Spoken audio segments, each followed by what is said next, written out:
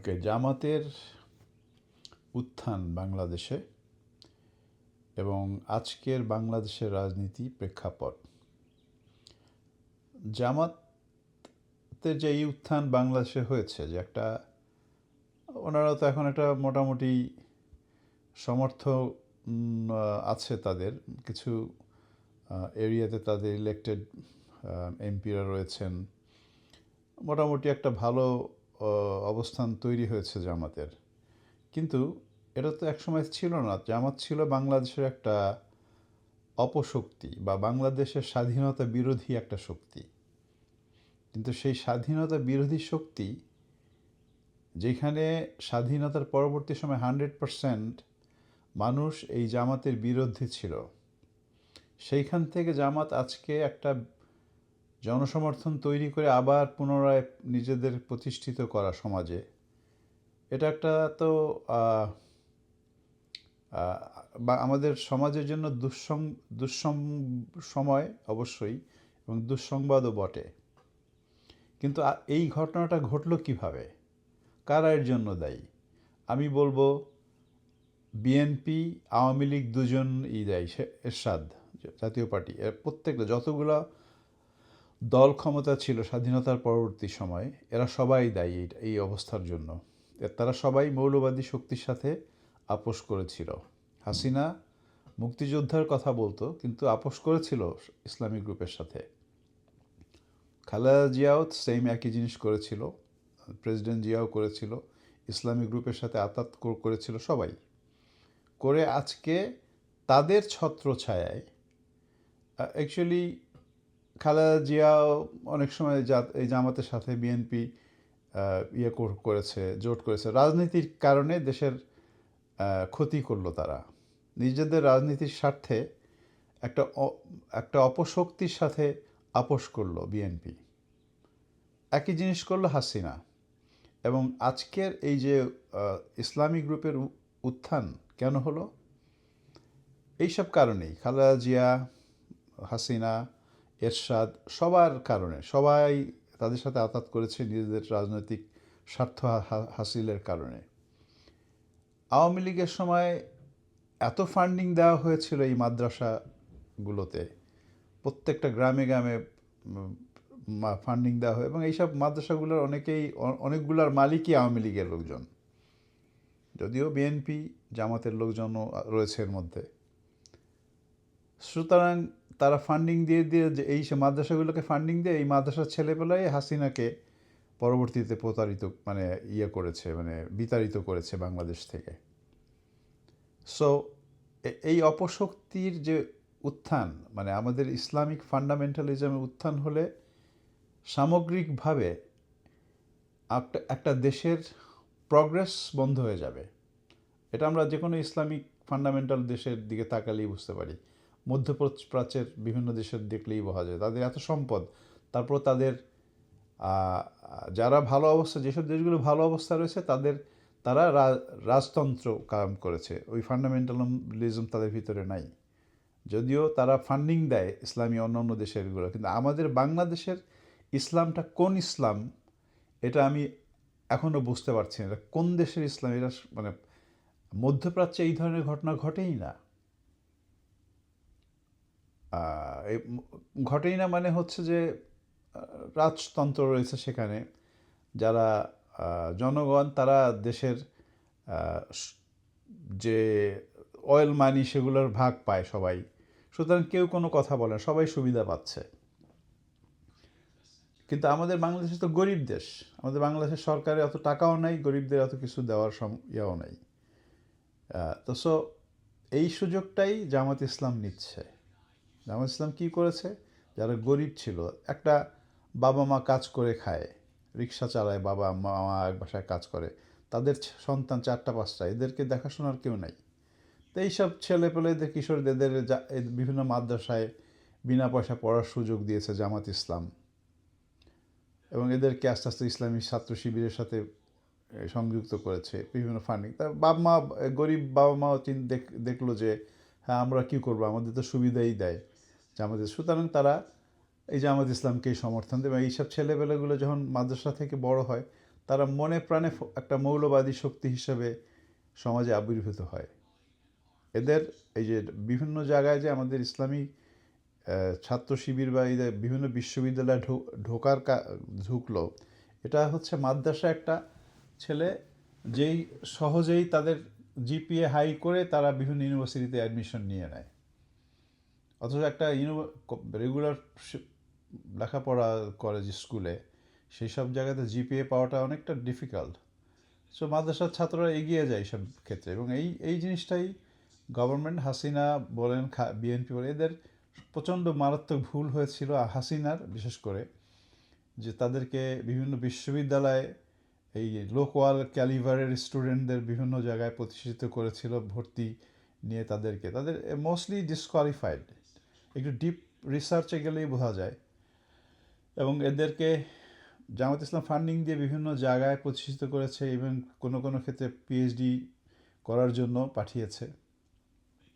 So এইভাবে আস্তে আস্তে আস্তে আস্তে আস্তে আস্তে জামাত ইসলাম শক্তিশালী হয়েছে। তো এখন আমাদের এখন গভর্নমেন্ট হচ্ছে বিএনপির সরকার, তারেক রহমান এখন ক্ষমতায় আছেন। আমার ধারণা তার একটা সিরিয়াস স্ট্যান্ড নেওয়া উচিত এইসব ব্যাপারে। যদিও সিরিয়াসলি বুঝতে না দিয়েই ওপেনলি ওভাবে বলার কোনো প্রয়োজন নাই। ধীরে ধীরে এইসব জিনিসগুলোকে রুট আউট করতে হবে সমাজ থেকে। আপনি আজকে জামাতের আরেকটা কারণ উত্থানে, সেটা হচ্ছে যে সমাজে ন্যায় বিচারের অভাব। সাধারণ মানুষরা বঞ্চিত করেছে বিএনপি আওয়ামী লীগ দুই দলই সাধারণ মানুষকে বিচার ব্যবস্থা থেকে দূরে, মানে ন্যায় বিচার কেউ পায় নাই। আইন শৃঙ্খলা পরিস্থিতির জঘন্য অবস্থা, ঘুষ, দুর্নীতি, জালিয়াতি সমাজের রন্ধ্রে রন্ধ্রে তৈরি করেছে এই দুইটা দল। সুতরাং স্পেশালি আওয়ামী লীগ, তো এই এদের দুজনেই দোষ রয়েছে। বিএনপি এর সময় বিএনপিরা করেছে, আওয়ামী লীগের সময় আরও চরমভাবে তারা করেছে। তো এখন আমার কথা হচ্ছে যে এই তারেক রহমান আজকে যে উনি অনেক পরিবর্তিত মনে হয়, পরিবর্তিত মানুষ, উনি হয়তো বুঝতে পারছেন সেটা, এবং সেই জন্য উনি কাজও করতে চাচ্ছেন। অনেস্টলি আমার তার কথা শুনে মনে হয় যে উনি অনেস্টলি দেশের ভালো কিছু করতে চাচ্ছেন। সুতরাং তারেক রহমানের কাছে আমার আবেদন এবং উপদেশ বা অনুরোধ, যাই বলেন, সেটা হচ্ছে যে আপনি এইসব ব্যাপারগুলোকে কনসেন্ট্রেট করেন, যে গরিব মানুষকে কর্মদক্ষ মানুষ হিসাবে পরিণত করেন, তাদেরকে ট্রেন করেন।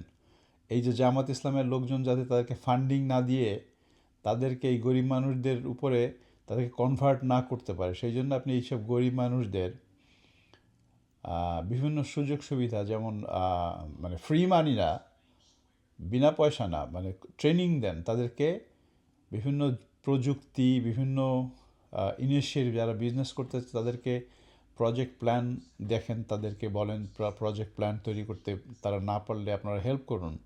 প্রজেক্ট প্ল্যান তৈরি করে বিভিন্নভাবে ট্রেন করে তাদেরকে জনশক্তিতে রূপান্তরিত করুন। গরিব মানুষ বা যারা ইনিশিয়েটিভ, মধ্যবিত্ত, যাই হোক, যারাই করতে চায়, সবাইকে একটা ট্রেনিংয়ের আওতায় নিয়ে আসুন। টেকনিক্যাল ট্রেনিং বলেন, স্বাস্থ্য মেডিকেল ট্রেনিং বলেন, ইন্ডাস্ট্রিয়াল ট্রেনিং বলেন, যে কোনো একটা জনশক্তিকে কর্মদক্ষ করার জন্য ট্রেনিংয়ের কোনো বিকল্প নাই। প্রয়োজন হলে বিদেশ থেকে লোক নিয়ে আসেন ট্রেন করার জন্য, বা ট্রেনিংয়ে পাঠান এদেরকে। আমাদের গরিব দেশ, আমাদের যথেষ্ট রিসোর্স নাই। সুতরাং আমাদের জনশক্তিকে একটা কর্মদক্ষ জনশক্তিতে পরিণত করতে হবে।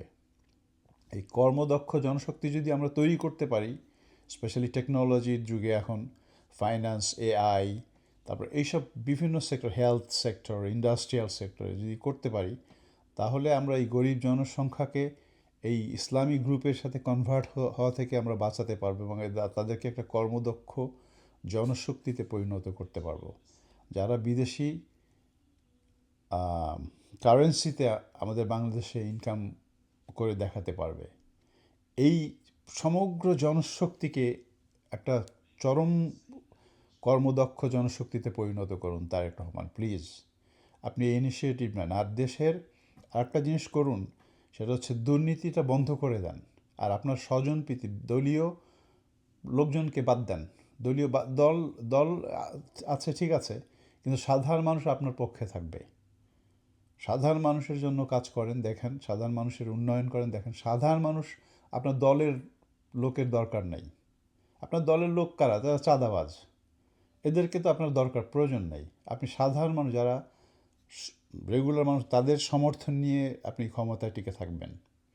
এই ইনিশিয়েটিভগুলো নেন বাংলাদেশের, যাতে এই এই ইসলামী গ্রুপের অবক্ষয় উত্থান যেন না হয়, সেই সেই দিকে আরও জোর দেন, আরও কঠিন হন, এবং আস্তে আস্তে ধীরে ধীরে এই যদি পারেন মাদ্রাসা এডুকেশনটাকে বন্ধ করে দেন ধীরে ধীরে। একদিনে সম্ভব হবে না, ধীরে ধীরে বন্ধ করে দেন। আমাদের দেশে মাদ্রাসার এডুকেশন দরকার, আমাদের দরকার হচ্ছে সায়েন্স, টেকনোলজি, ম্যাথ, এইগুলো দরকার, যেগুলো আধুনিক সমাজে এগিয়ে যাওয়ার জন্য যেগুলো দরকার সেইগুলো আমাদের আমাদের ইমপ্লিমেন্ট করতে হবে।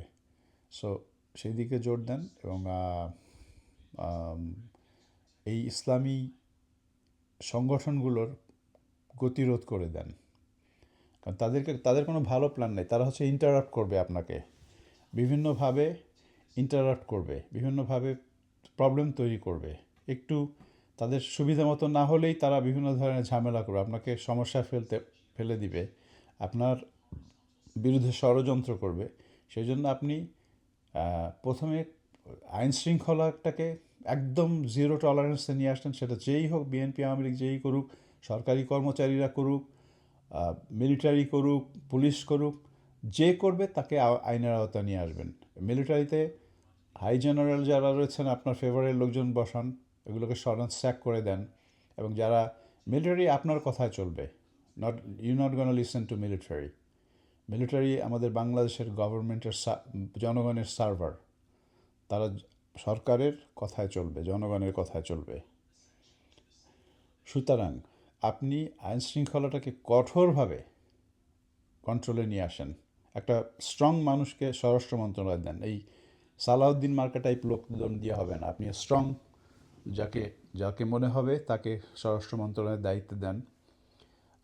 আর আর সরকারি অফিসে ঘুষ, আমাদের বাংলাদেশের দুর্নীতির রন্ধ্রে রন্ধ্রে আজকে যে এই যে দেখেন সব প্রগ্রেসের বাধার পিছনে একটাই কারণ হচ্ছে যে ঘুষ বাণিজ্য।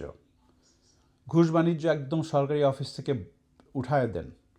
ঘুষ বাণিজ্য, টেন্ডারবাজি, চাঁদাবাজি, এগুলো একদম নির্মূল করে দেন। সরকারি অফিসে ঘুষ একদম বন্ধ করে দেন। বিভিন্ন সেক্টরে ট্যাক্সেশন বলেন, ল্যান্ড, এই যে সাব রেজিস্টার অফিস বলেন, ট্যাক্স, কাস্টমস, পুলিশ, তারপরে এই হেলথ সেক্টর, যত রকমের দুর্নীতি ঘুষ আছে সরকারি অফিস থেকে যদি প্রমাণ পান, তাদেরকে জেল জরিমানা দিয়ে দেন, যাবজ্জীবন দিয়ে দেন, তাদের সম্পত্তি সব ক্রোক করে নেন। প্রত্যেকের সরকারি 1971-এর পরে যেই সব সরকারি কর্মচারীদের কোথায় কোথায় আছে তাদের হিসাব নেন, প্রতিটি সরকারি কর্মচারীদের হিসাব নেন, স্বাধীনতার পরবর্তী থেকে এখন পর্যন্ত সরকারি সকল সরকার, কারো বিরুদ্ধে কোনো রকম যদি প্রিভিয়াসলি 30 বছর আগে হোক, তাদের সম্পত্তি সব ক্রোক করে নেন।